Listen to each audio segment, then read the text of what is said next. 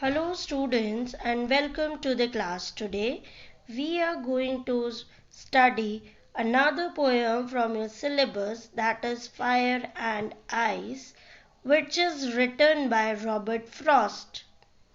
Robert Frost's poem Fire and Ice expresses the profound idea that the world would end in either of two ways, either by ice or fire.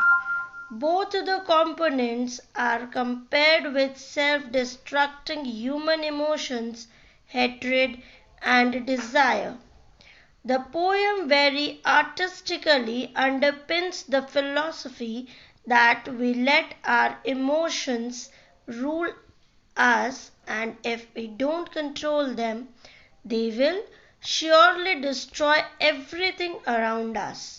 Similarly, he thinks fire and ice both are just as competent in bringing the world to a catastrophic end.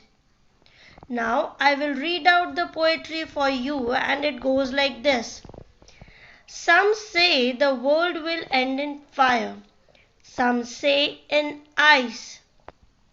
From what I have tasted of desire, I hold with those who favor fire. But if it had to perish twice, I think I know enough of hate to say that for destruction ice is also great and would suffice. Now we will go with the explanation of this poetry. We'll take first stanza. Now the meaning which are important in first stanza, the first word is desire.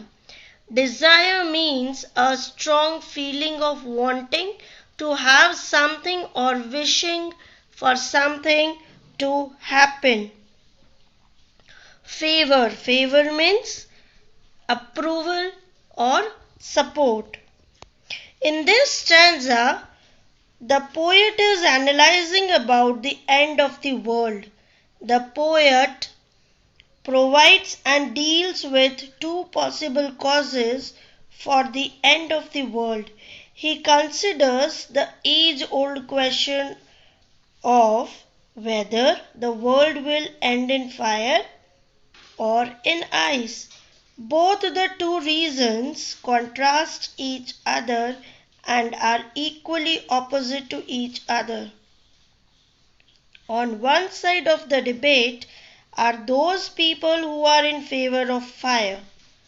They believe that it will be the heat and the passion which will lead the humanity,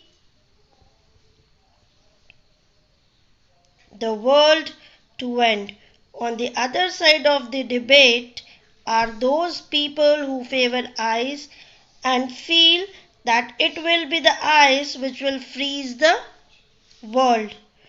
Frost is providing a powerful statement on the subject of greed and jealousy. He is saying that above anything else, even hatred, which is the trait of humanity, is most likely to lead the world to its demise, that is, for its end. Now we will see the second stanza. The difficult words with their meanings are perish. Perish means die, and suffice means be sufficient. And the explanation goes like this. The poet is very much sure of the destruction of the humanity. He first talks about the destruction caused by fire, and in case this fails, then ice will result into hatred that will end humanity one day. Frost goes on to discuss in a more understood manner the power of hate, which is symbolized in the poem by ice. Hate, according to the speaker, is just as powerful as desire. While desire consumes equally, or quickly, hate is just as great and powerful. In fact, by ending the poem with the concept of hate, Frost directs the reader to the shy yet restrained devastation that hate can produce. Hate can occur and linger in people's minds and hearts for years, sometimes even lifetimes.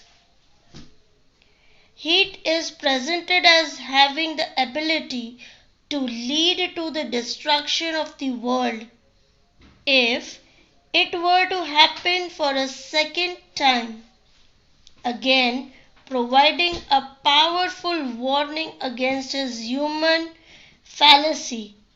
Fallacy means misunderstanding. So I hope the explanation is clear to all of you. Now we will move on to the literary devices used in the poem. Rhyming scheme. The rhyming scheme is, for the first it is ABA, ABC and BCB. This is your rhyming scheme. Now assonance. The define for assonance is, it is repetition of vowel sounds in same line. The repetition is at different places in different words.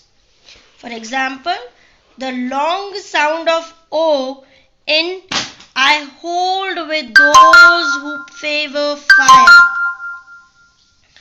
Next is alliteration. Alliteration is the repetition of a consonant sound at the start of two or more closely placed words. Example, the sound of F in favor fire, W in world will. Imagery. Imagery is used to make readers perceive things involving their five senses. Example, some say the world will end in fire. To say for destruction, ice is also great. Personification. Personification is to give human qualities to inanimate objects. In this poem, fire and ice are capable of destruction. Thus, the poet personifies fire and ice by giving them mind and power to destroy anything. Anaphora.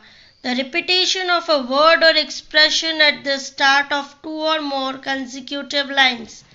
For example, some say is repeated at the start of lines 1 and 2. Enjambment. It is defined as the thought or clause that does not come to an end at a line, break, rather it moves over to the next line. And the example for this literary device is, from what I have tasted of desire. That's it for this video, students. Thank you.